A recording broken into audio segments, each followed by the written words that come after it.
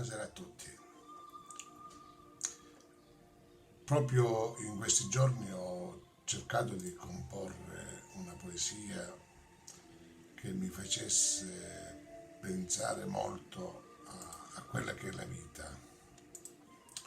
vita vissuta, la vita come si è vissuta e cosa si è perso in questa vita. Tante domande e poche risposte.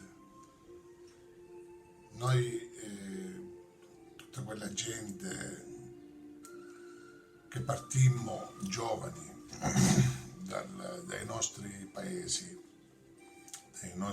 dalle nostre terre che ci hanno visto nascere e crescere, viviamo, almeno molti di noi, viviamo sempre con quel sentimento di domandarci perché siamo partiti, se è stato giusto, cosa abbiamo lasciato, tante domande dove le risposte girano intorno alla vita è fatta così.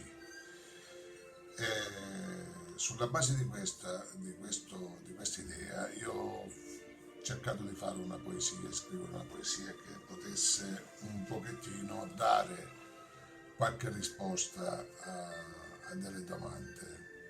E questa poesia si chiama La favola della vita. In sto mondo si nasce pamore di femmina tra gioia e dolore, allo padre trasmettere valore per farne un giorno un uomo d'onore.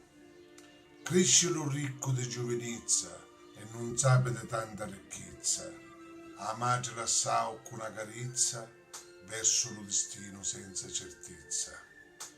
A cufare carezza la mano trova e dell'amore una famiglia nuova, e solo nelle nottate pensieri cova si vede nico e le ricorda ritrova.